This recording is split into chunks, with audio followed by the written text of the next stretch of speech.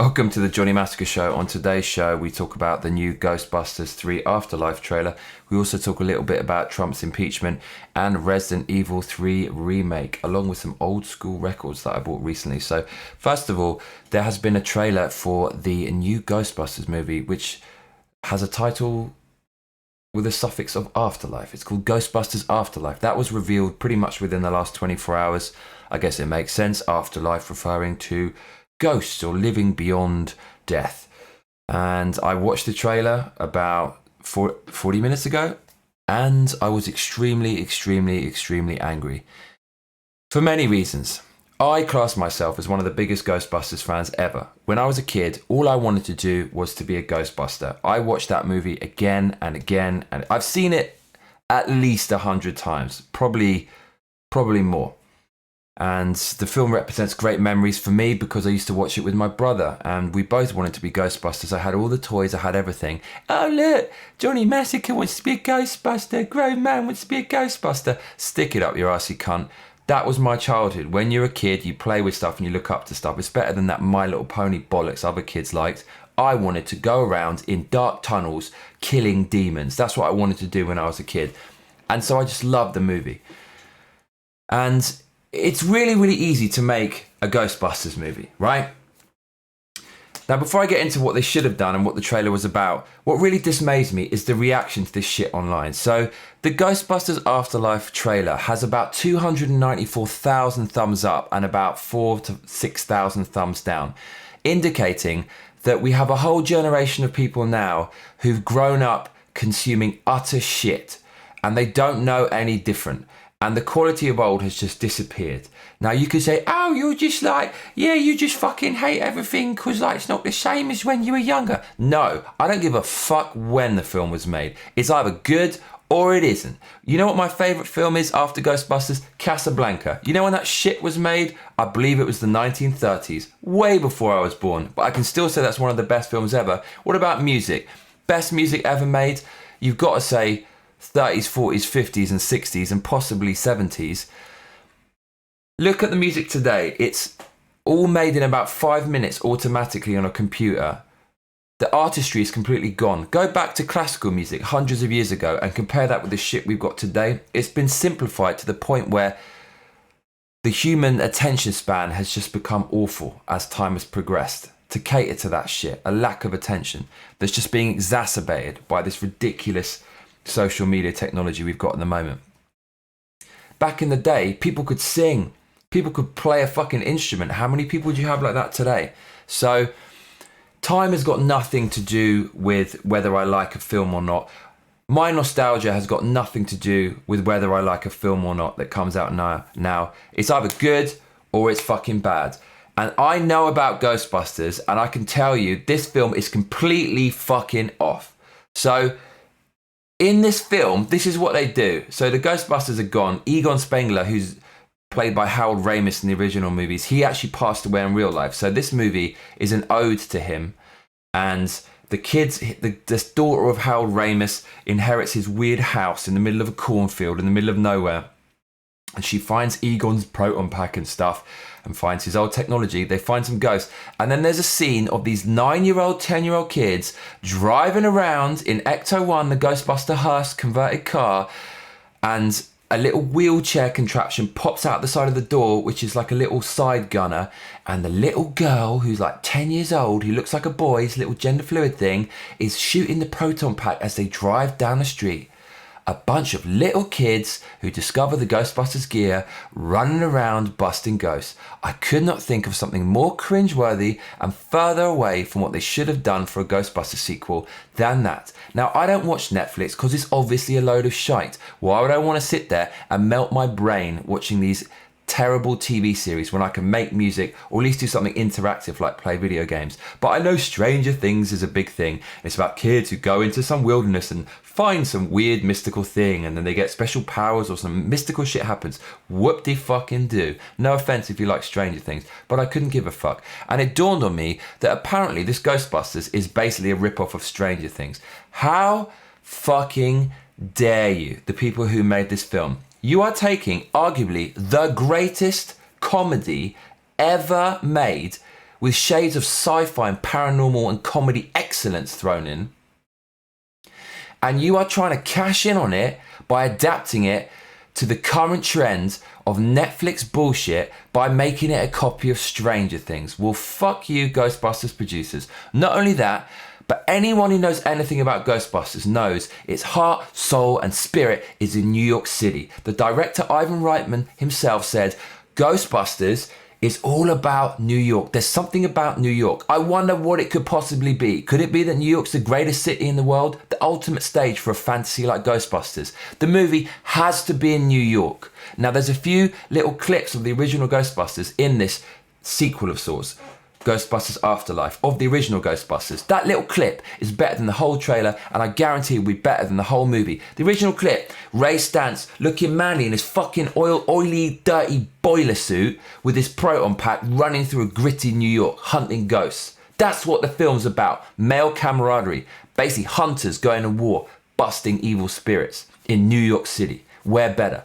This film, it's in the middle of nowhere in a remote cornfield. What the hell is going on? So I watched that trailer and it really ruined my day because as you know, I'm one of the biggest Ghostbusters fans there is. We had to sit through that feminist reboot, and even more depressing is just because this film isn't a feminist remake, just because in the film it says, in the trailer it says, we haven't seen a ghost for 30 years, basically referencing that the 2016 feminist reboot never happened. That's enough for the fans to go, yay, this isn't like the feminist reboot. This isn't like a piece of shit, therefore it's okay. I don't care what came before it, what comes after it. You got to look at its quality as it is, as it stands. And as it stands, it's a rip-off of Stranger Things, miles away from the original spirit of Ghostbusters, that's absolutely missed the mark. All they had to do was get Dan Aykroyd, who wrote the original movie, back on to write the lion's share of the script. In the original movie, Peter Venkman, when he's forming the Ghostbusters, says this could be a franchise. You know, we can make money, we can have merchandise. So that happens. The Ghostbusters becomes like the police. You have the fire department, you got the police, you got the hospital, and you got the Ghostbusters. That's all it has to be. And it's a franchise all over America. And just go from there. That's all you had to do. That's all you had to do. And you've got to make it about a group of men sharing male camaraderie on a mission to bust ghosts. That's all you had to do. That's all you had to fucking do. But you didn't. So I'm pissed about that. That really, really annoyed me. And yeah, man, like Hollywood is just burning through all of its intellectual properties. The destroyed aliens with Prometheus and Alien Covenant.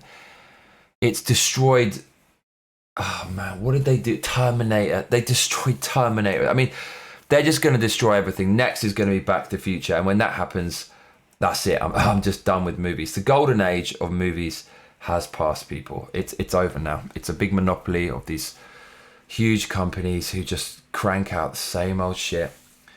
I've had enough of it. So that really pissed me off. In other news, Trump's impeachment has officially started. So yeah, this is pretty funny. So basically, what happened today?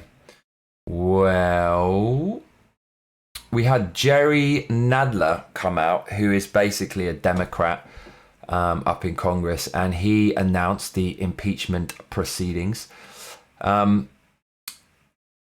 Yeah, he's the kind of guy who's always bashing his stupid little hammer in Congress, saying shit. And he was flanked by Maxine Waters, who is the most corrupt politician in politics today. A very evil Democrat whose district is absolutely failed. And yeah, so Nadler came out and he said that if Trump wins in 2020, it's not legitimate. So this is basically a threat to the world. Democracy is the only thing preventing us from sliding back into some horrible old school dictatorship with one party rule where the people can never get out of a bad situation when they're being dominated and oppressed by some kind of tyrant. And if people don't accept democratic presidential elections, and every time someone's elected, the opposing side tries to get them removed because they don't like them, it will be the end of democracy and we'll just slide back into some weird totalitarian state. Why people can't just accept that Trump won fair and square, tens of millions of Americans voted him in fairly, just let the people decide. I don't know. All you hear from Democrats is orange man bad, Trump's so bad, haven't heard anything about their plans for the economy, their plans for drugs, their plans for cleaning up the country, sorting out California, which has the highest homeless rate in America, all these kind of things. The Democrats are just running on Trump being a bad person. They've lost their minds. They're so unbelievably radical and they're gaslighting motherfuckers. They just say endless crazy shit.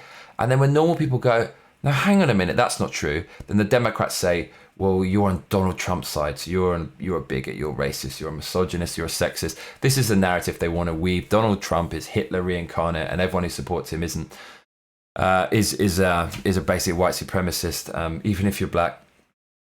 Kanye West gives these people cognitive dissonance. And really, the Democrats are the threat to democracy and freedom in the West. I just can't believe this shit is going on. I mean, I've heard the phone call that they're trying to impeach Trump over. And there's nothing in there that's a crime at all. Today, the counts of impeachment, there were supposed to be 3, but then they only came up with 2. Because one of the counts of impeachment was bribery. And bribery is a high crime, a misdemeanor, and it is impeachable. But there actually wasn't any bribery in Trump's phone call. So, yeah, they reduced the impeachment counts to 2.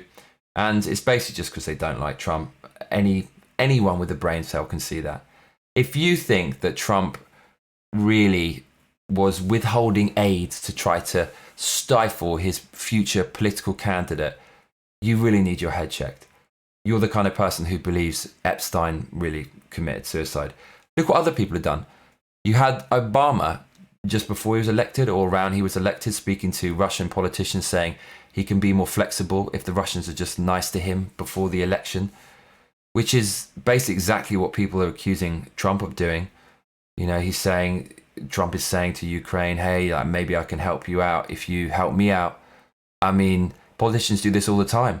What about, hey, the phony dossier, the fusion dossier that the Clintons created using Americans' tax money to try to get rid of Trump, to illegally spy on Trump, to get rid of him as a potential president? I mean, that's proven, that's happened. That's a serious crime, but that's okay. What about Hillary Clinton deleting 33,000 emails, some of which containing evidence about Benghazi, where American diplomats were killed because the American forces weren't called in on time to deal with a bunch of terrorists? What about those emails? They just disappeared.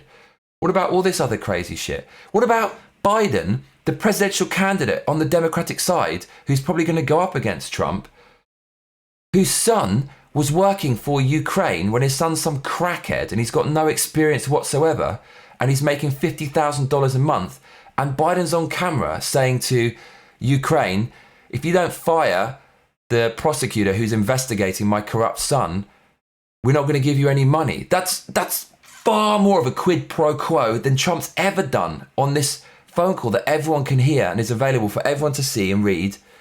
And yet no one's talking about Biden. Biden, the fucking kiddie fitter pedophile who's like massaging kids and women and breathing in their ears and shit, and you're not hearing about that? And we got to get rid of Trump for this little phone call?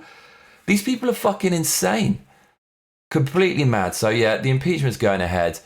It'll go to the Senate and it will get battered away immediately. Not one Republican is going to vote for impeachment because this is obviously a ruse and this is going against the democratic principles of America. And if you're not going to accept that Donald Trump's president or the next president, every single president that's ever going to be elected will be impeached because they've all done stuff like this that you can try to put in a bad light and twist and spin to make them look like it's an impeachable offense when it isn't.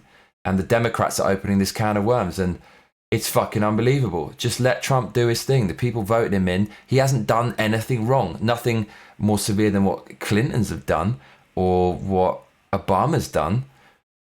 So that's going ahead. So the impeachment shit will continue, and the Democrats trying to rush that in before Christmas. But if I was a a Democrat. I would just chill. I'd let Trump boost the economy to no end, and I would run on a good campaign. And I would stop being so ridiculously far left and doing this crazy radical shit and just try to be a bit more in the middle. But hey, Trump just makes people crazy. So in other news, there's a Resident Evil 3 remake coming out. You might have heard of Resident Evil 2 remake, which was really well received on the PlayStation, and due to the success of that, they're remaking number 3. So make sure you check that out. I never actually played number 3, but I know it's one of the best Resident Evil games, without a doubt. So that's kind of the main news. You know, the movie news is Ghostbusters, the political news is Trump's impeachment, and the video game news is, of course, Resident Evil 3 remake.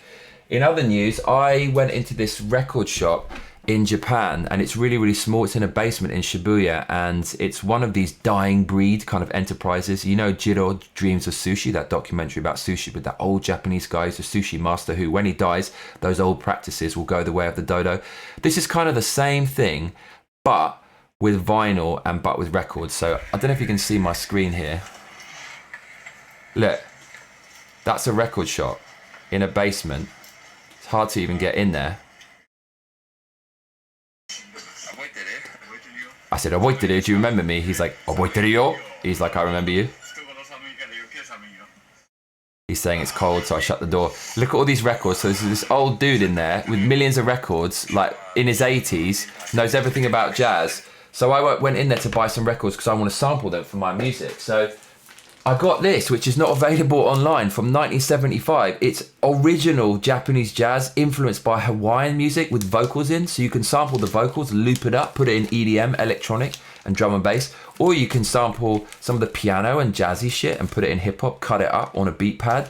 So, man, this is exciting shit. This is underground. Music you can't find anymore is really, really rare. So this is cool. And look at the picture from 1975. You've got this old geezer here, and he's smoking a cigarette like it's nothing. They're both getting pissed, drinking cognac and whiskey. And you've got this guy who's on the pool. He's got his shirt unbuttoned, looking for a lady, smoking a cigarette. I love this shit. I listen to it. It's pretty cool. So I'm quite excited about that. And yeah, that was cool. So that's about it, mate. That's about it for today's Johnny Massacre show. I hope you enjoyed it, speaking about movies, politics, and video games. And yeah, you better like and subscribe, or I'll be coming around your house. Also, make sure to hit the notification bell if you want to be notified as soon as my videos drop, because that's what all those other cunts tell you to do. And I shall see you on the next one.